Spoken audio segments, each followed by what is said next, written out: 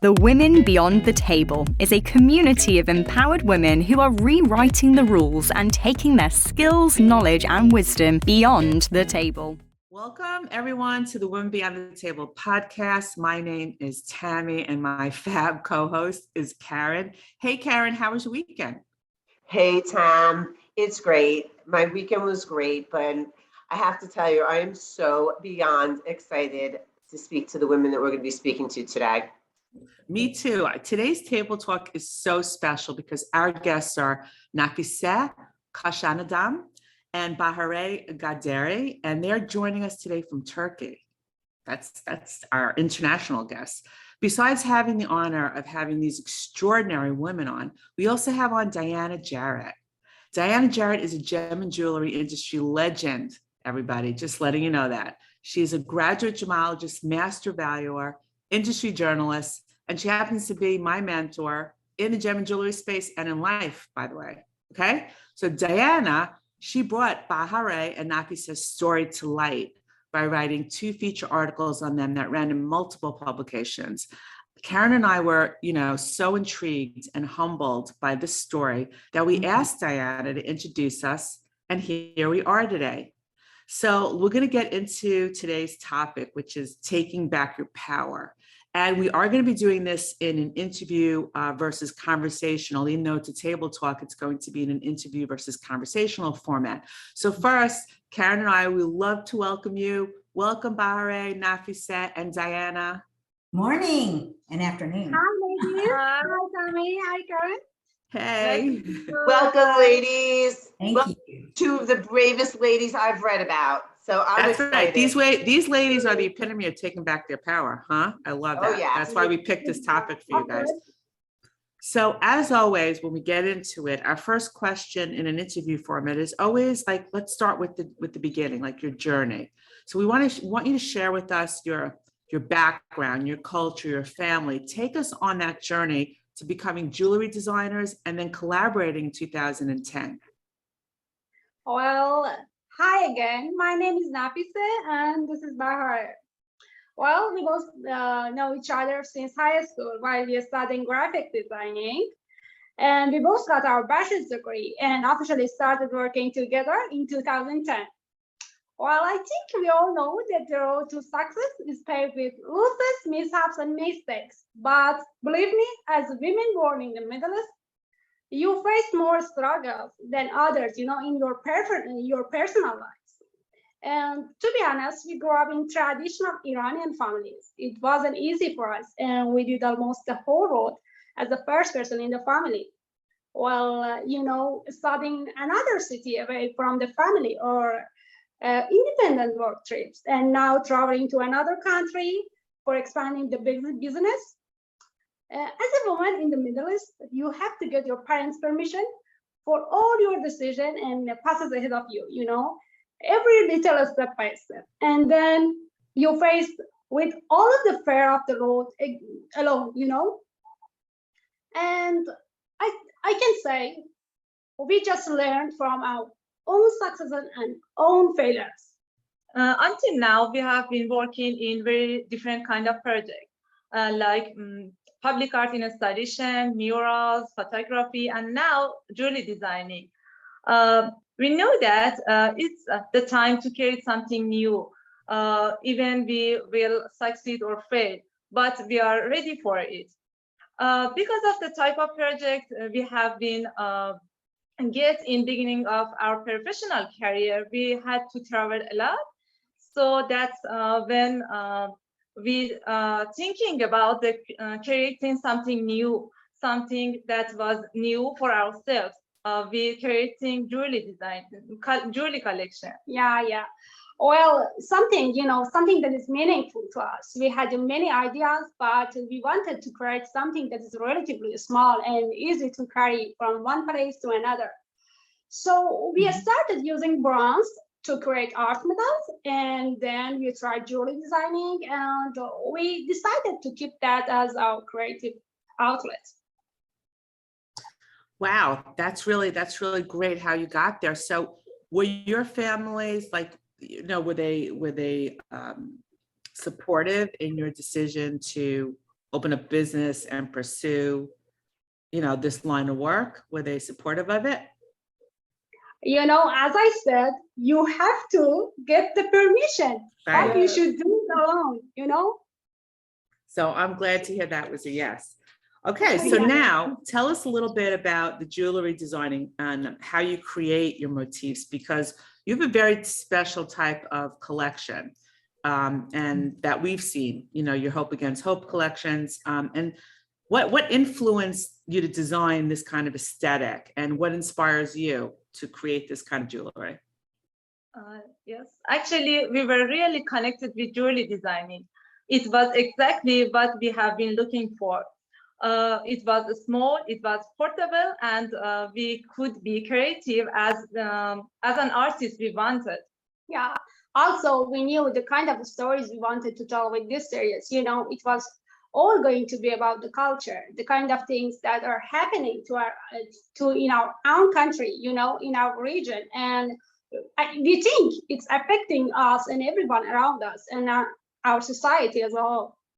Another reason that we choose jewelry designing was beauty. You can't ignore it. You see it. Well, even though we don't always try to beautify our surrounding just by bringing art to it, well, sometimes it's about,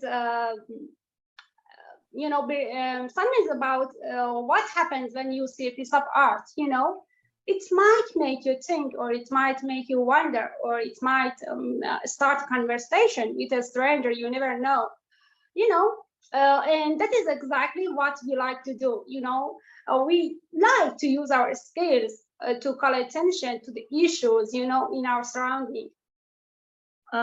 We got inspiration not only from the jewelry that were made in our own country, but we look further the country in our region as well. We found some really beautiful and amazing motifs and jewelries that were made in decades ago. We love the design and the motif and they used at the time. Well, we collected our favorite motifs from forgotten old goldsmith workshops. Some were huge and elaborate necklaces, really beautiful. Sometimes we use a very small part of the very large necklace, and we randomly damage the pieces using different tools and techniques. The result is one of a kind piece of jewelry that cannot be recreated again. Story behind the jewelry and how you, Caryn, you have to lean forward and talk. How you construct your motifs. I am fascinated with the story behind it and how you take your pieces. Can you explain to us like what you do to your pieces to express yourself and the meaning behind your culture? Could you explain more? Yeah. Actually, that leads us kind of into our next question, which is, when you talk about damaging your pieces, and because your pieces are extraordinary, the workmanship, the detail that goes into it, they're beautiful. You can see where the inspiration is coming from as far as your design. That has a very strong Middle East, ethnicity to it. Yeah. But when you mention damaging your pieces, that takes us to the challenges that you were facing working in your homeland of Iran. And this also led to creating the Hoping Against Hope message and creation. So can you tell us about that challenge and what you were facing when you decided to create this collection and go into this type of jewelry design? Actually, the biggest challenge that we had since we were old enough to understand what is going around us has been sanctions. Of course, as an artist, we always wanted to work internationally. We didn't want our lives, our jobs, and our project to limit it in a country we live in. Well, honestly, we grew up in a country where there's so much happening there. Everywhere you look, there's something that could be represented in an art form. And the situation in the region is getting worse every day as well. Or, we see increased suicide rates among educated people during sanction because of financial problems, or acid attacks on women because of strict way of thinking, or war in almost all countries around us. everywhere we look, something awful is happening. And of course, it's going to affect our beautiful culture, our people, our society, you know, our identity. The collection Hoping Against Hope is based on the situation we are living. We have been waiting for restriction and sanctions to be lifted for many years, of course. We wanted to work internationally, as I said before. So that is why we choose designing our very first collection and name it Hoping Against Hope. That is exactly about how we feel about our culture and the state of our society. Oh, well, we decided to represent this decline culture in the form of jewelry. Oh, we believe when you wear a piece of jewelry, it becomes a part of you. And we wanted our creation to be part of us, you know, just like culture is. Our culture, you know, might be declined, but we think it's still beautiful. Even its darkness, it still holds a stunning beauty, you know? It is important to us that the lost beauty of the pieces be inspiring for audience as well. They can create their own story by the broken parts. That is exactly what we wanted of my collection. When we were brainstorming the idea, we wanted our concept to cover many issues. So we wanted each viewer to carry their own story.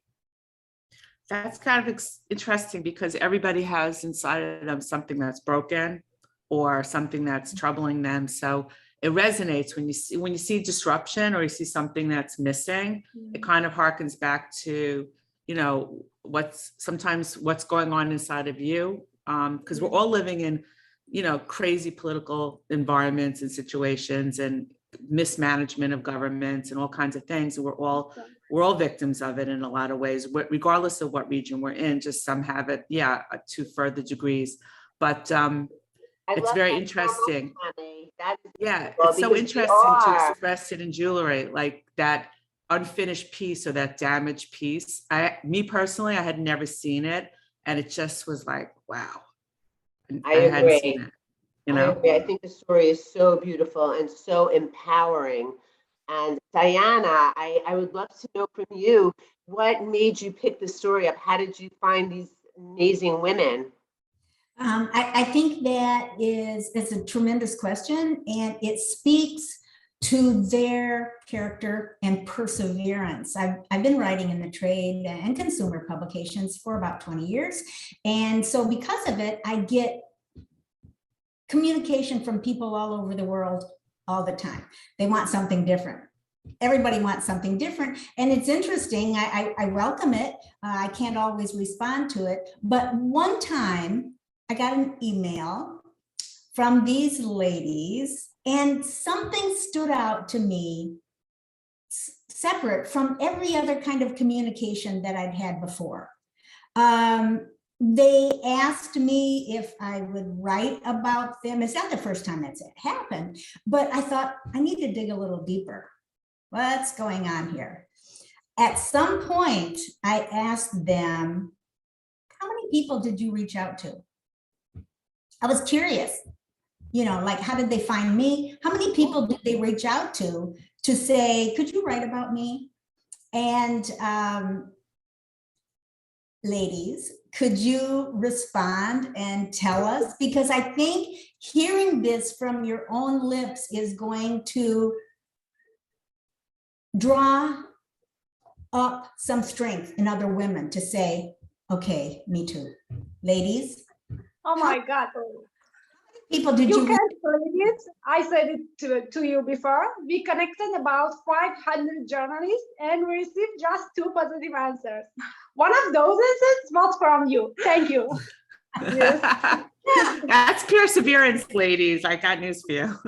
Yeah, I think it's so extraordinary when somebody is willing to take no for an answer or silence for an answer for a long time and not give up. And that is part of their great story. That's a mark of greatness. You, how many requests do you receive for people to write about them? Say that again. I'm sorry, I was saying, how many requests do you get from people to write about them as well? I get a few every month. I get a few every month. Sometimes I think, no, it's not a good fit for my work because it's clearly just self-promotion. Nothing wrong with that. If you have jewelry, you need to let people know it exists, right? But to me, it became very apparent. It was that divine. It was divine there timing. was another layer to this story. And the more I inquired of them, the deeper layers I found. And to me, that was the real value in telling their story. So, you know, ladies, that's one of the marks of greatness when they study, you know, people who have succeeded, CEOs, billionaires, they never got sidetracked with a no. They never stepped back when somebody told them you can't do that or nobody responded. They kept believing in their vision and they kept moving forward. So just telling you, that's a key characteristic of the most successful people. So you're definitely on your way. And talking about being on your way, you left Iran and you went to Istanbul, Turkey. So tell us about that journey, because it's a different journey than you had from the beginning, clearly. And what are the personal and business challenges that you face day to day? Like, how do you manage to stay on track and stay motivated? Mm-hmm.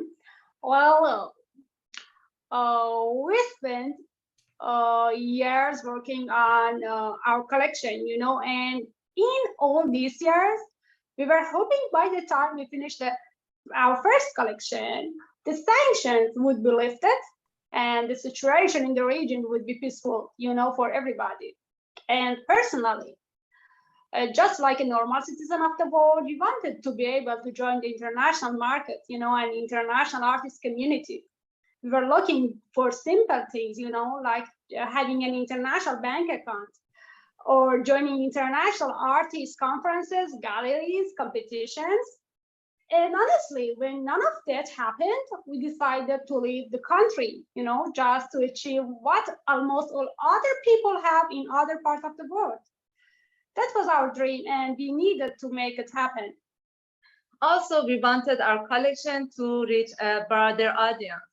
So we moved to Istanbul, Turkey about 1 year ago. Well, our most personal challenge was to leave our homeland because of our dreams. It was difficult to leave behind everything and everyone we loved and we've known for all of our years of life. Well, it wasn't easy to immigrate to a country that nothing's familiar, you know. We didn't have any help. We don't even speak the language now. We don't have any support here, but we really wanted to do this. Well, we knew it's a risky move. We knew we had to become very strong. We knew it's not going to be easy, but also we wanted to be closer to our goals, you know. And I can say, of course, starting from scratch in a new place has certainly been our biggest business challenge so far. Well, we spent years as professional artists in Iran, our country, and we had created decent personal professional life for ourselves. But we felt if we wanted change, we had to do something about it. It hasn't been easy. We don't know anything here, you know, we don't know the rules here. We are figuring things out as we go. I believe if you want to take your power back, you have to take a difficult path, you know? That's an amazing story. And it is, when you have goals, and we find so many times when you have goals, those goals, the universe somehow conspires through mistakes and mishaps and crazy happenings. It conspires, and when that goal, it will be realized. And I can't wait to watch you two in the international world of jewelry, because you have beautiful pieces. I'm moved by the story tremendously. Thank you. Thank you. So now that you've embarked on this, I'm going to ask you a two-part question, okay? So where do you, like, if you had to start all over based on where you are right now, what would you tell your younger selves? Would you do anything differently? Would you say, you know what, we're going to stay in Iran, would you do something differently, or would you pretty much, so like you're pretending you're talking to your younger self, what would you tell her? Actually, what we have learned in the past few years, it takes time to find information. As I said, we never had a mentor or a guide, so we always figure things out by ourselves. So we had Google as well, but it was God bless Google. It saved us all. For finding information and our answers, but it takes a very long time to finding them.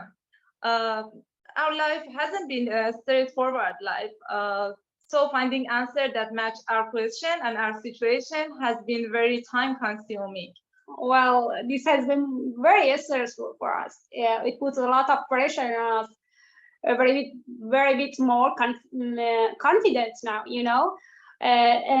so my advice to our younger self would be, do your best and patiently wait for the results.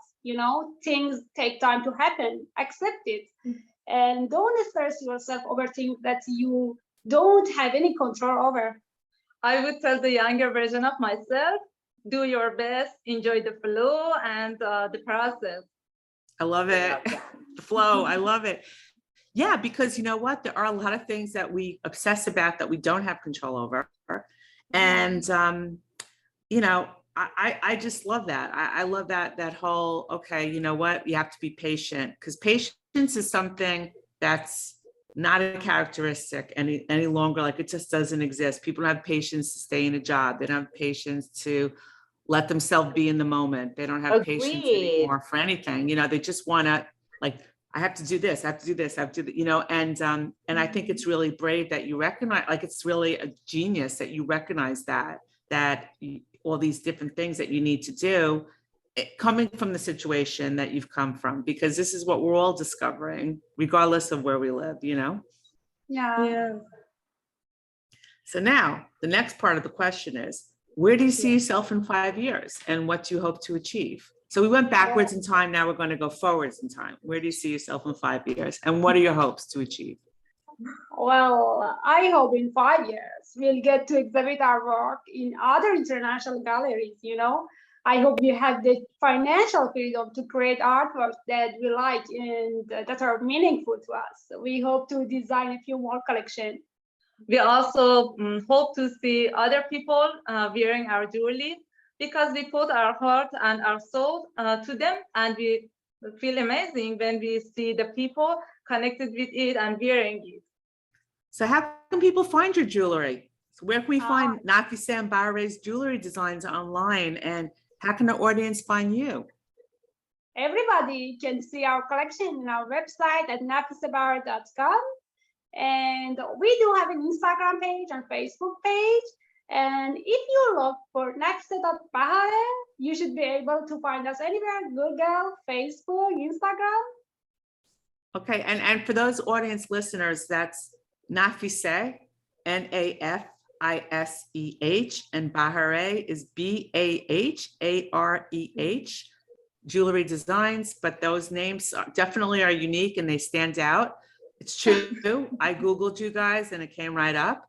And the truth of the matter is that we'll have all the information in the show notes as well. So you can find their beautiful designs and see what the excitement is all about. So, all right. Is there anything else that you'd like to add, Diana? Like your take on everything that's happening for these ladies and their journey? We would love to hear it before we say goodbye. Sure.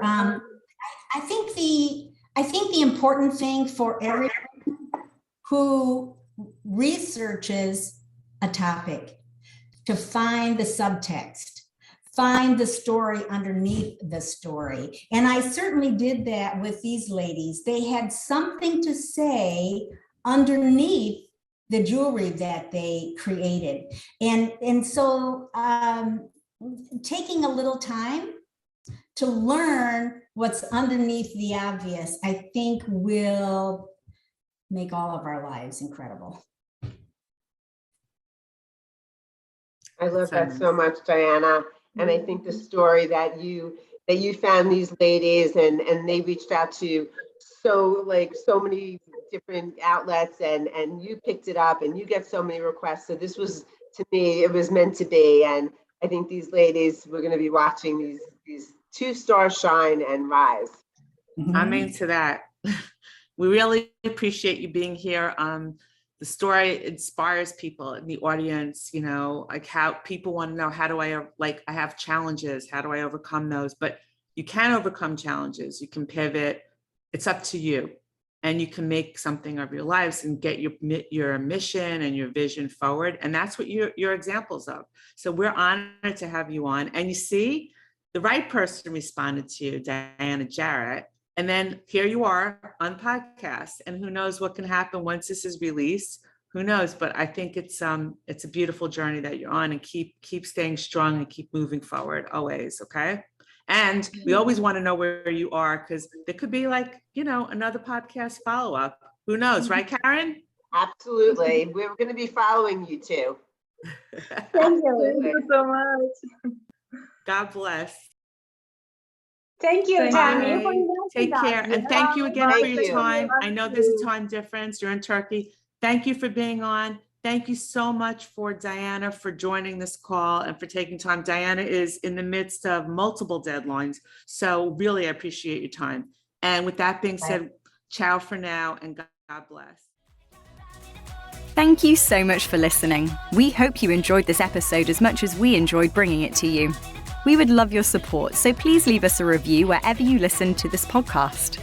If you are interested in hearing more of the Beyond the Table podcast, please subscribe so you don't miss out on future episodes. Check out the show notes to find out how to reach us, and remember, you are strong, intelligent, and sensational. You are Beyond the Table.